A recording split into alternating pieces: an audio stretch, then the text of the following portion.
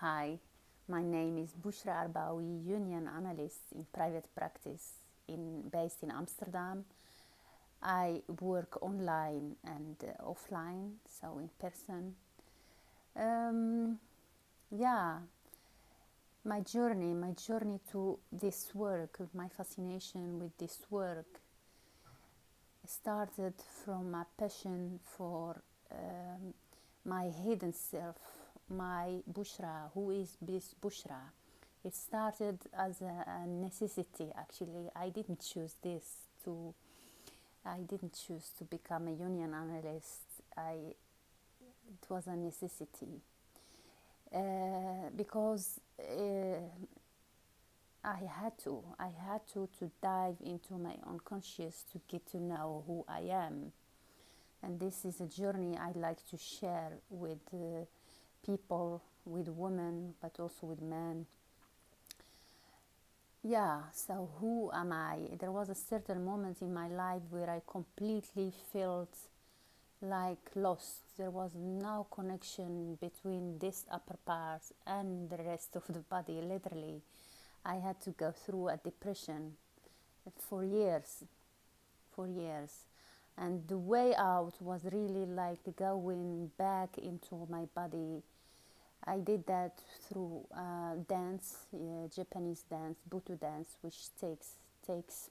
It's not a dance that follows a choreography, but it's a dance that, for me at least, how I experience it, that takes me to the realm of the unconscious, the realm of the ancestors, the realm of this body that's mine and that I am learning to relate to discover, to make it really my own.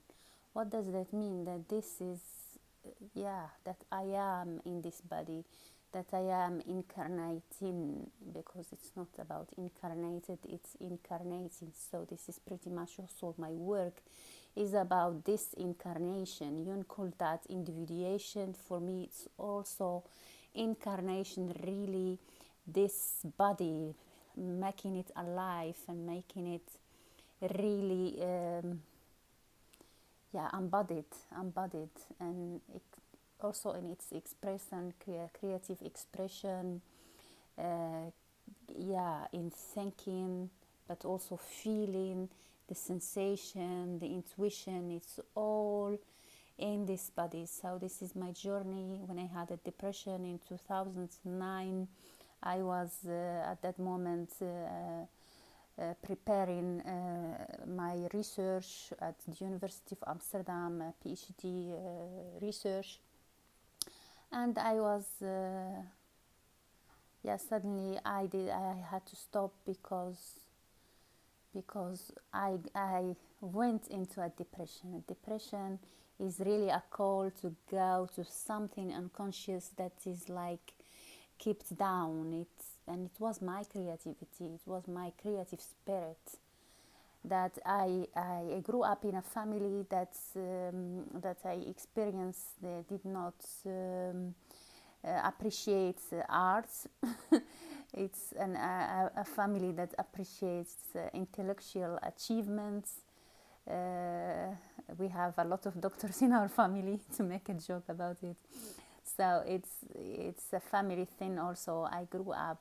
The arts is like it's not. There was some kind of rejectment, but I had this artist in me that really is still coming out, and I had no idea. I had no clue. I didn't even had any longings as a kid to do something with this. So it was totally unconscious.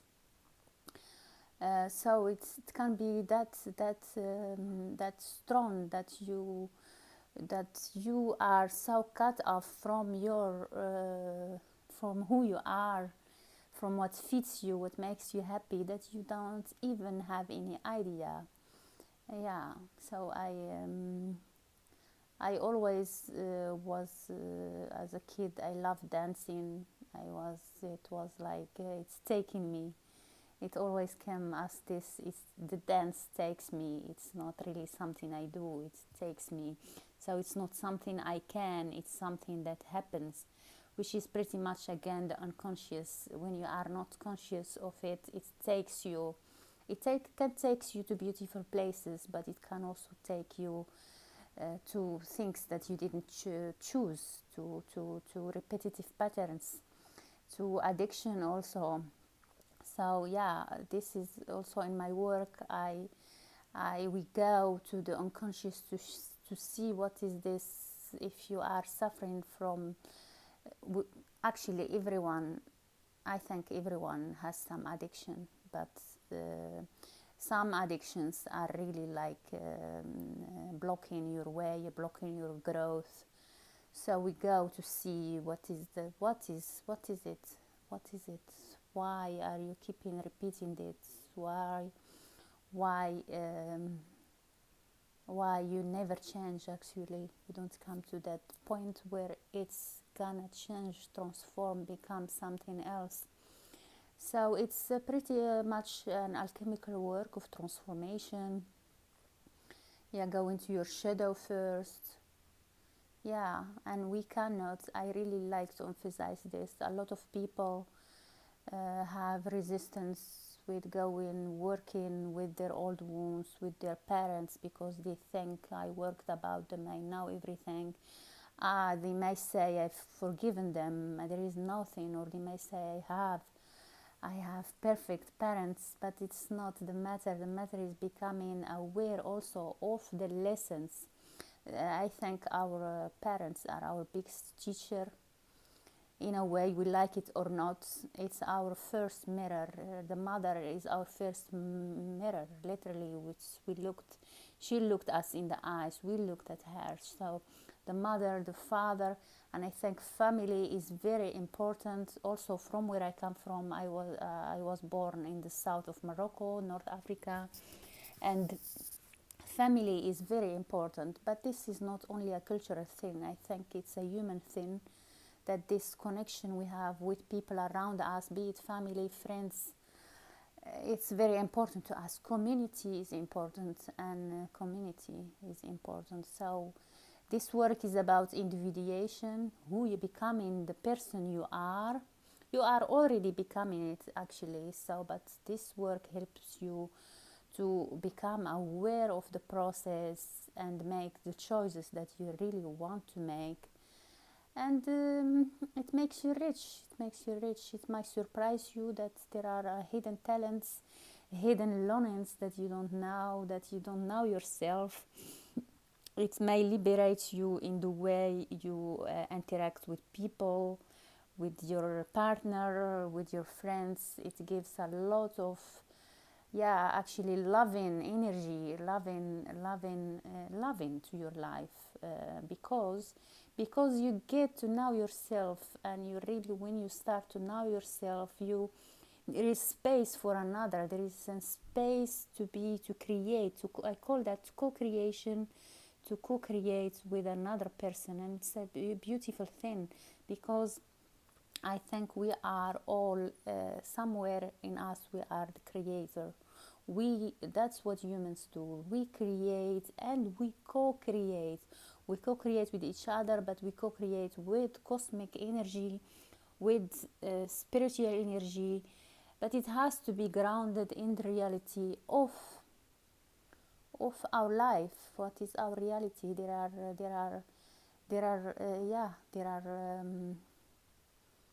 It has to have a sense of reality. That's what I mean. So there is a lot of spiritual bypassing.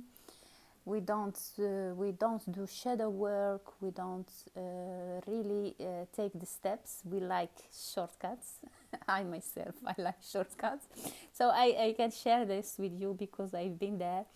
But shadow work, we need to clean. I call it also cleaning. We clean.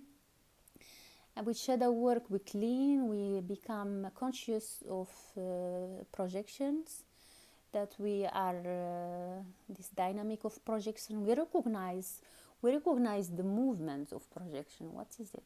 There is projection, but there is also transference. It's pretty much the therapeutic work, but this to me happens in every relationship. And it helps when we know this as a movement, as an energy, but also how to cope with it, how to make a beautiful connection with ourselves and with others. So I really love to help people with this, to yeah, to learn also what is this deep listening that comes from the body. It's not passive listening, but it's really from listening you become aware. But how it's body embodiment. And so my work goes really to what I call your inner knowledge. I am developing right now a method about it that I call the inner knowledge method.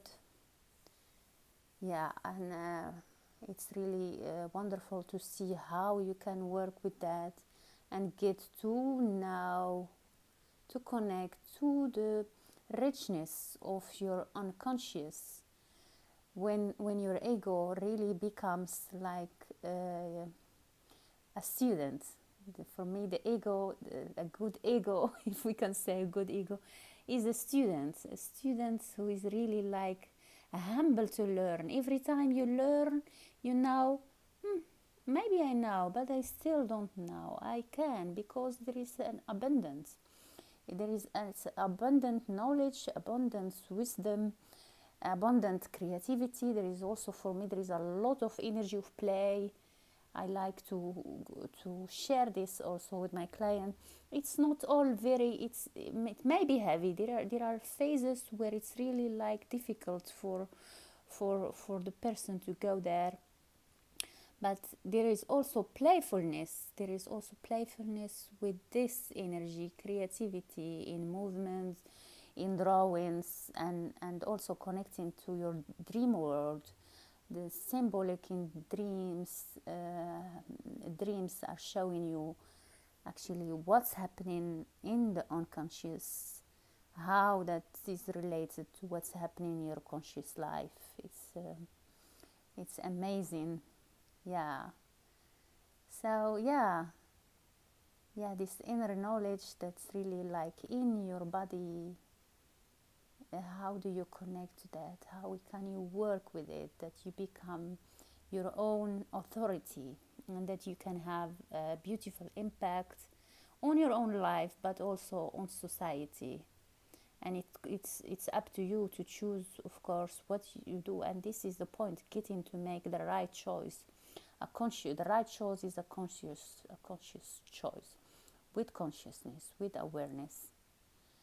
Yeah. And with this project with Miraya Steenkamer, we are working on the animus. The animus is the man within woman, and this is a very important part of the consciousness of women, that women become aware of who they are, of their masculine energy, because there is a lot of talk about the feminine energy. But the woman is like man, we have both. And the hidden part for women is the part that's in the shadow and ultimately in the unconscious, is the man within, the masculine within.